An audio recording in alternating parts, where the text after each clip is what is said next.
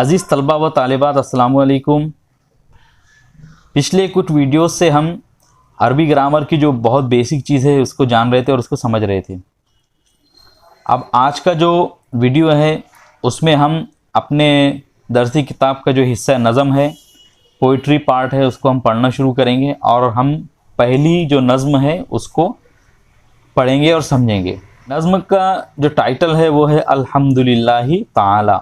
अल्हम्दु मतलब तारीफ़, ली मतलब लिए और अल्लाह ताला, हम्द अल्लाह ताला के लिए या अल्लाह ताला की तारीफ़। पहला जो शेर है वो है लकल हम्दु या मन फजलुहु मुतवातिरु। ला मतलब तेरे लिए, लका मतलब तेरे, अल हम्दु मतलब हम्द, या मतलब ऐ, मन मतलब जिसका के, फजलुहु मतलब फजल मतलब एहसान और हु मतलब उसका, मुतवातिरु मतलब मुसलसल। अल्हम्दु जो लफ्ज़ है उसके हम आसान तर्जुमा तो तारीफ़ और हम्द से कर देते हैं, लेकिन इस लफ्ज़ का जो एक्चुअल जो माने वो होते हैं कि हम पे किसी शख्स का इतना एहसान और इतना फजल करम हो कि हमें उस बात का एहसास हो जाए कि उसने हमें इतनी सारी चीज़ें दी हैं। उस शुक्रगुजारी के जज्बे के तहत जो हमारे दिल से बातें निकलती है तो उसे हम्द कहते हैं। इंसान तारीफ़ें बहुत सारी चीज़ों की करता है। किसी खूबसूरत चीज़ को, ताजमहल को देख के आप तारीफ़ बयान कर सकते हैं, लेकिन जो तारीफ़ आप ताजमहल की कर रहे हैं वो हम्द नहीं होंगी। क्यों? क्योंकि हम्द किसी एहसान के बदले की जाती है, सिर्फ तारीफ़ बराए तारीफ़ नहीं होती है। लिहाजा अल्लाह ताला की जितने एहसानात हैं तो उसके बदले जो हम अल्लाह ताला की तारीफ़ बयान कर रहे हैं तो उसको हम हम्द कहेंगे। तर्जुमा हम इसका देखते हैं। तेरे लिए तमाम तारीफ़ है ऐ के जिसका एहसान मुसलसल है।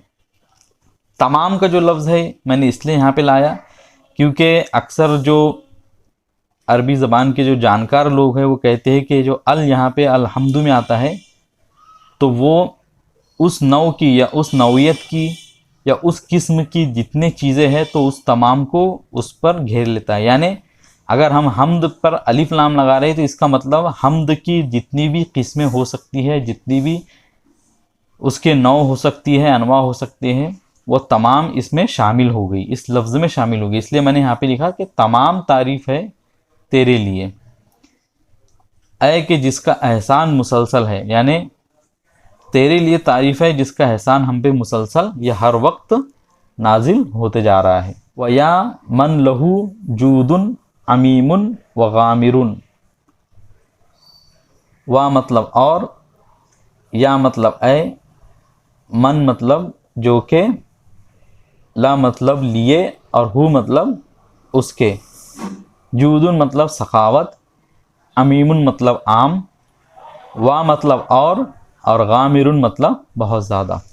जूदुन मौसूफ है और अमीमुन व गामिरुन ये सिफत है। लेकिन यहाँ पे आप देख रहे हैं कि हरफ़ अत्फ़ आया है, इसलिए हम अमीमुन को मातूफ़ अलैह कहेंगे, वा हरफ़ अत्फ़, गामिरुन मातूफ़ अलैह, हरफ़ अत्फ़ और मातूफ़ तीनों मिलकर सिफत बनेंगी जूदुन का। यहाँ पे आप देख रहे हैं कि मातूफ़ अलैह हालत रफ़ा में है, इसलिए गामिरुन भी हालत रफ़ में आ रहा है। तर्जुमा इसका करेंगे और ऐ के जिसकी सखावत आम और बहुत ज़्यादा है।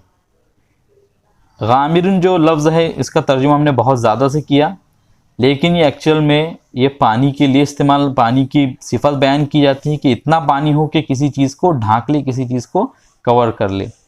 यानी अल्लाह ताला के जो एहसान है वो इतना ज़्यादा है कि गोया इंसान पूरा के पूरा उसमें डूबा हुआ है, उसकी नेमतों से सरशार है और उसमें डूबा हुआ है। और ऐ कि जिसकी सखावत आम और बहुत ज़्यादा है। अगला जो शेर है लकल हम्दु मिन्नी फ़क़बलिल हम्द इन्ननी। लका मतलब तेरे लिए, का को आप देख रहे हैं कि ये एक ज़मीर मुत्तसिल है जो हालत जर में है, इसलिए कि ला हरफे जर के बाद आ रही है। तेरे लिए अल्हम्दु तारीफ है, मिन्नी तरफ से मेरे। जो या है ये भी एक ज़मीर मुत्तसिल है और हालत जर में आ रही है क्योंकि मिन हरफे जर के बाद है। फ़क़बल, फ़ा मतलब तो, इक़बल मतलब कबूल कर। अल्हम्दा तारीफ़ को, इन्ना नी क्योंकि मैं, नी जो है या जुद है ये एक ज़मीर मुत्तसिल है, हालत नसब में है इसलिए कि इन्ना के बाद में आ रही है। अल्हम्दा ये मफूल भी है और इसीलिए इसके आखिरी हर्फ पर यहाँ पे हम देख रहे हैं कि ज़बर आया है। तर्जुमा हम करेंगे इसका, तेरे लिए तारीफ़ है मेरी तरफ से, तो हम्द को कबूल कर क्योंकि मैं। अब इस पहले वाला जो मिसरा है उसमें बात मुकम्मल नहीं हुई थी, अब इस मिसरे में ये बात मुकम्मल होंगी। लिजूदिका वल एहसानी वल फजली ज़ाकिरू, ली मतलब लिए, जूद मतलब सखावत और का मतलब तेरे, वा मतलब और, अल एहसान मतलब एहसान, वा मतलब और अल फजली मतलब करम, ज़ाकिरू मतलब ज़िक्र करने वाला, याद करने वाला हूँ। यहाँ पे आप देख रहे हैं कि जूद जो लफ्ज़ है उसके आखिरी हर्फ पर हमें ज़ेर दिखाई दे रहा है और ये मातूफ़ अलय है क्योंकि इसके बाद में हर्फ आत्फ़ आ रहा है, तो ये मातूफ़ अलय हुआ। अल एहसानी मातूफ़ अव्वल यानी पहला मातूफ़, वा हर्फ आत्फ़, अल फजली दूसरा मातूफ़, और इन दोनों पर भी यानी पहले मातूफ़ और दूसरे मातूफ़ पर भी ज़ेर आ रहा है क्योंकि मातूफ़ जो होता है तो वो मातूफ़ अलैह की तरह ही होता है, यानी जिस हालत में मातूफ़ अलैह होता है तो मातूफ़ भी उसी हालत में होता है। तो हम इसकी तरकीब इस तरह करेंगे कि लाम हरफ जर, जूद मुज़ाफ़, का मुज़ाफ़ इलैह, मुज़ाफ़ मुज़ाफ़ इलैह दोनों मिलकर बनेगा मातूफ़ अलैह, वा हरफ अत्फ़, अल एहसानी मातूफ़ अव्वल, वा हरफ आत्फ़, अल फजली मातूफ़ सानी या दूसरा मातूफ़ अलैह हरफ आत्फ़, और दोनों मातूफ़ मिलकर बनेंगे मजरूर हरफ जर लाम का। अब इसका तर्जुमा करते हैं हम। यहाँ से देखिए, क्योंकि मैं तेरी सखावत, एहसान और करम का ज़िक्र करने वाला हूँ, याद करने वाला हूँ। यानी यहाँ पे बंदा अपने रब की तारीफ़ करते हुए कह रहा है कि तूने जो मुझ पर एहसान किया है, जो सखावत की है, नेमतें मुझको अता की है, तो उस एहसान के बदले मैं तेरी तारीफ़ बयान कर रहा हूँ, तो मेरी तरफ से इस एहसान के बदले को शुक्रगुजारी और हम्द की सूरत में कबूल कर। लक़द जुद्ता इनामन अलैया व मिन्नतन व फ़ज़लन व एहसानन फ़हा अना शाकिरू। लक़द जो लफ्ज़ है वो अक्सर माजी पर आता है और ये बताने के लिए आता है कि कोई काम हो चुका, मुकम्मल तरीके से हो चुका है, और जुमले में ताकीद और ज़ोर लाने के लिए भी आता है।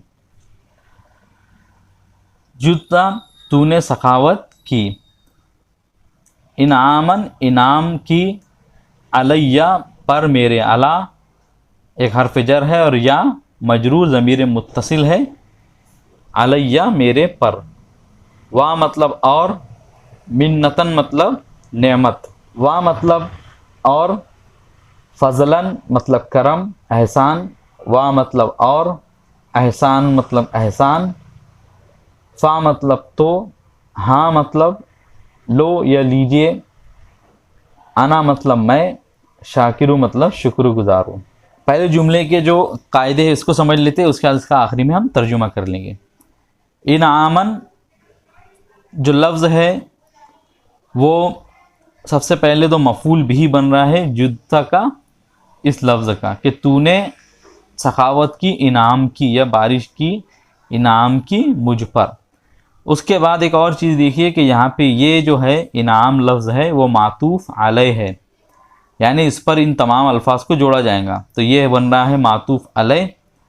वाव हर्फ आत्फ़, मिन्नतन पहला मातूफ़, वा हर्फ अत्फ़, फ़ज़लन दूसरा मातूफ़, वाव हर्फ अत्फ़, एहसानन तीसरा मातूफ़। तो इस तरह मातूफ़ अलैह अपने पहले मातूफ़, दूसरे मातूफ़ और तीसरे मातूफ़ के साथ मिलकर मफ़ूल बिही बन रहा है जुदता का। हाँ जो लफ्ज़ है वो कभी कभी ये बताने के लिए आता है कि मैं यहाँ पे मौजूद हूँ। हाँ मैं मौजूद हूँ, आना मैं शुक्रगुज़ार, शाकिर मतलब शुक्रगुज़ार। तर्जुमा करेंगे इसका कि बेशक आपने मुझ पर इनाम और नेमतों की सखावत की और करम और एहसान किया, तो लीजिए मैं उस पर शुक्र अदा कर रहा हूँ। यानी आपके जो मुझ पर एहसान फ़ज़ल करम है, तो उन एहसान और फ़ज़ल करम के बदले में शुक्रगुज़ारी के जज्बे के तहत आपके सामने हाज़िर हुआ हूँ, तो मुझसे इस शुक्र का नजराना कबूल कीजिए। तो मुझे उम्मीद है कि आपको जो इस नज़म के पहले कुछ अशार में बताया गया है उनके मानी आपने नोट कर लिए होंगे, मतलब भी समझ लिया होगा और जो कायदे पॉइंट आउट किए गए हैं उसे भी आपने समझ लिया होगा। अगर आप लोगों को कोई क्वेश्चन हो तो ज़रूर पूछें। मिलेंगे आपसे अगली वीडियो में। अस्सलाम वालेकुम।